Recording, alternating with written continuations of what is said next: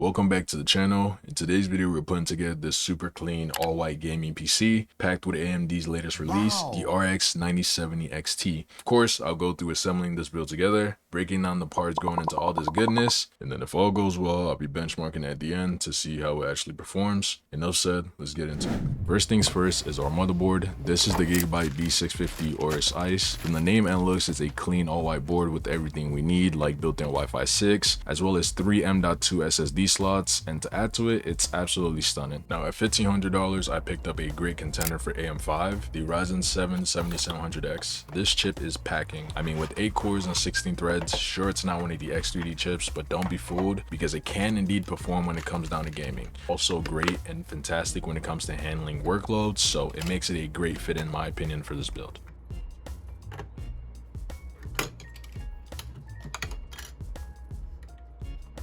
Going into the motherboard as well is a set of 32GB kit from G.Skill.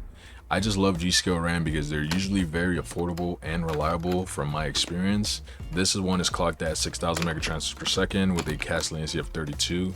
This is their all-white model to of course match everything inside of this build. However, there is a decent amount of white model RAM. I'll link below in case this one isn't available. Next up is the SSD, and I actually got this one on MSI's website because it was on sale at the time for I believe $90. It's a 2TB SPATIUM M461, just a simple, reliable Gen 4 NVMe with a decent 5,000 megabyte per second. M.2s are getting expensive, so I'd recommend the Craft model. It's usually always the cheapest model or on sale on Amazon. The last thing to prep on the motherboard is to install our AIO brackets. Just taking out the old brackets that came with the motherboard and then installing the new ones for the cooler. The cooler comes with these 4 bolts that you could screw in place of the old bracket, and it ended up being very easy to actually install and set up overall.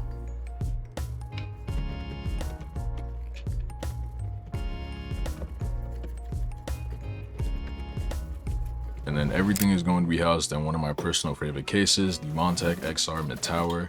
This is rocking the classic fish tank style that everybody loves in cases. I've used this case in servo builds, and over the years, honestly, it's actually crazy how good the quality is.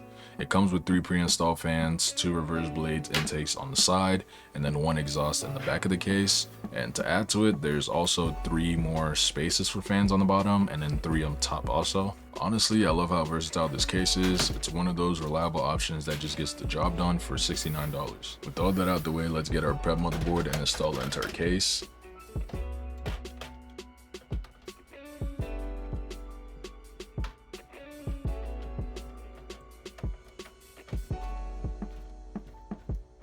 And then before I hook up the cooler, I like to plug in the cable extensions. These ones are from Surlia, and I think I said that wrong, but they're gray and white, and if you guys don't see the vision, you'll see it in a second. You guys know how I feel about cable extensions. I think they make your build look a little bit better and stand out. You don't have to, but it looks nicer when you do. To keep our CPU running cool, I'll be using an AIO from ID-Cooling. It's their FX360 Infinite model. I bought on Amazon for I believe $80 at the time, and yeah, that was a crazy decision. If you're trying to replicate this build, then my advice to you is, unless you don't want to, I'd recommend going with the Thermalright Frozen Note if you want an AIO. They're $50 and they look and perform just as good. If you wanted to save a little bit more money, go with an air cooler like the Thermalright Peerless Assassin. It's a dual tower with 6 heat pipes that will keep most CPUs cool, and it's usually around $35 on Amazon. And then to power everything up, I'll be using the Gigabyte UD750GD. It's a fully modular 80+ gold, and I believe it's ranked tier B on the PSU tier list, so it's really more than capable and ready for some slight upgrades down the line. Now on with what I've personally been waiting for, the graphics card. Like I already mentioned, this is the 9070 XT, specifically the AsRock Steel Legend model. And boy, have I heard good things about this card. It's a clean white base with RGB fans and a very interesting design on the backplate. I managed to get this on launch day at my local micro center. I just had to wait in line in the code for 45 minutes after I just got out of class, but maybe it was worth it. We'll see.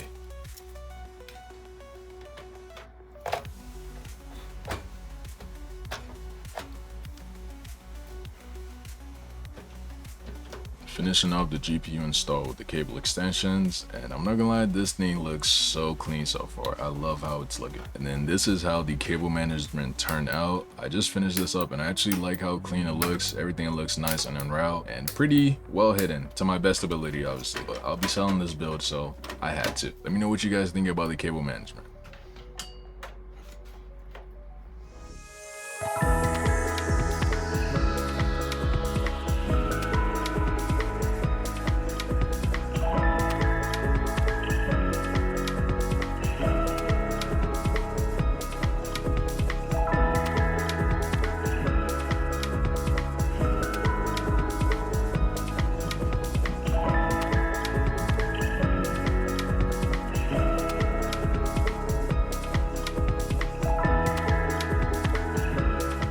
Getting into some games, the first of the 2 games that I played was the finals, and here I was running epic settings, but unfortunately at 1080p because that's all the monitor could support.